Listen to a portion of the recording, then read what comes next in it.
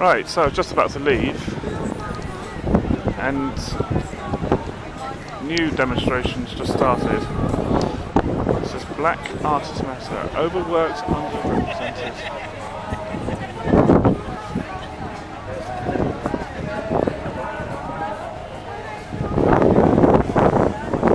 Oh!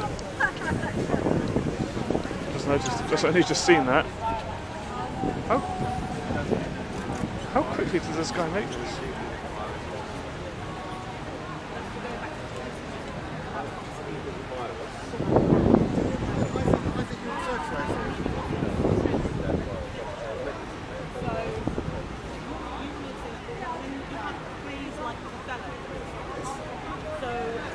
Interesting.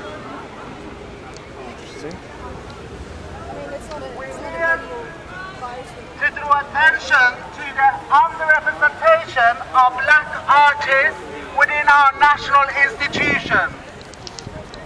The Black Artists and Modernists National Collection audit found that there were actually around 2,000 works by black artists in the UK's permanent collections, but most of them are not found on display.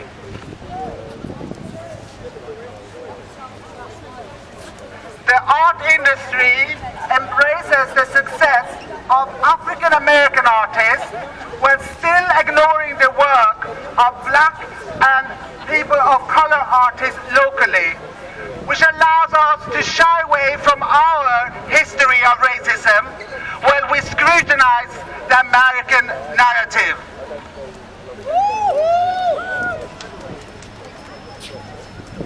The place where real change begins is in the storage units.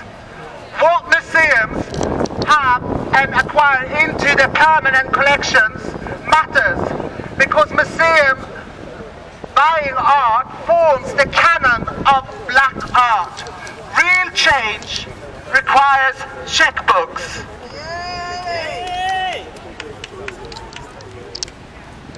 In the UK, the Institute of International Visual Arts commissions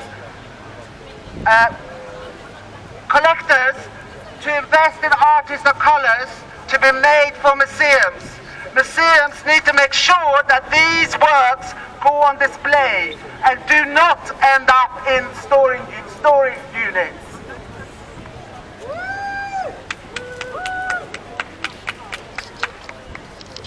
Really well written. So, if you just want to say what brings you here today and what this demonstration is about.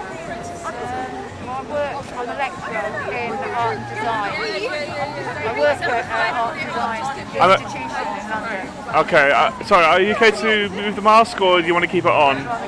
You want to keep it on? Okay. I try it. Sound issues. Yeah. Well, I hope not. I hope the camera picks you up. Yeah. So, I just noticed your sign here. It says decolonize your education.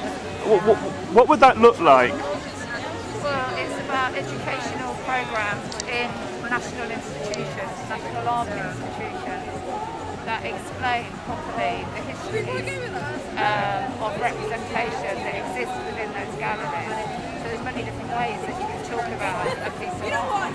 And I think what's happened historically in terms of education programs, the focus always seems to kind of omit kind of history of imperialism and colonisation.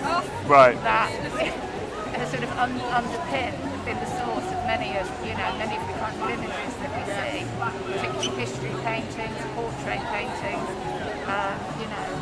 all that kind of thing. So there's very, and some institutions are really doing that, and there's some interesting tools being done by Alex Proctor. So there's lots of things, small things that people are doing, but this is something that all of these national institutions should be doing and taking seriously. Okay.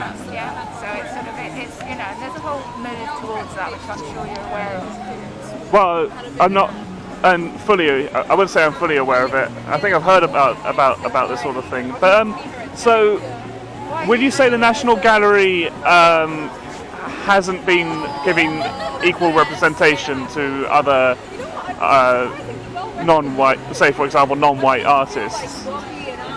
Would you say? You would, okay. Yeah. Have there been any exhibitions or any focus on? There might have been. I mean, I've been out of the kind of loop of things, you know, what's been happening here over the last sort of year or so. Right. You know, I came here because there's a call by a group of people who are looking at this stuff in depth, and so I'm responding to that. Clearly, a lot of people feel it's not sufficient what they have been doing. National Portrait Gallery around the corner, they've been making some positive moves for sure. But when you look at what's on at the National Gallery at the moment, yeah, you know, and obviously it's quite hard because everything's been shut down and all the rest of it. But it doesn't, you know, there never seems to be anything on. I'm constantly looking for things to take my students to, or recommend them to. I teach a very diverse cohort of students. It's at Inner London College. So I want to find things always where lots of my students do feel they can see themselves, or there's something for them in that exhibition. And National Gallery is hardly ever on that list. It's not to say there haven't been things in the past, but it doesn't seem to be a kind of regular part of what they do, to my understanding. Okay. All right. Great. Anything else you want to bring up? I think all of these, if an institute can call itself national, it really needs to kind of rethink what that means. Okay. That's what I would say. All right. Yeah. All right. Great. Thank you for your time. Thank you. Okay, so if you just want to start by saying why you're here today outside the National Gallery. Well, my friend, the artist Annis Harrison, set this up, and I'm here to support her, but I'm also here because I feel like this is a really important issue in the art world and beyond. People from all over the world come to the National Gallery, and they have a platform to present the history of art making here, British art making, and through curation, they're censoring who is an artist here in England and what English art looks like.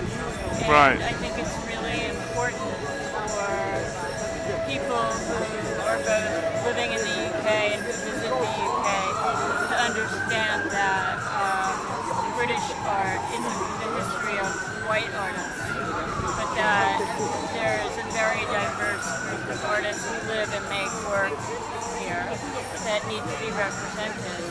And by not representing them, that is a form of white supremacy. So I truly believe that white silence is violence. All right. And that one place to start to tear that down is in the institutions.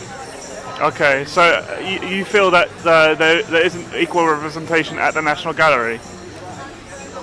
No, and I think more strongly what I feel is that there's a large collection that the National Gallery owns, and that really needs to be shown.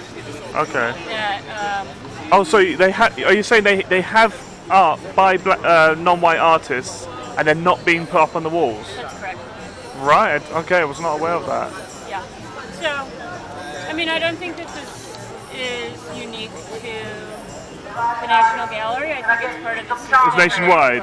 It's worldwide, and we're about to get a Oh, top okay. cabinet. All right. Thank you.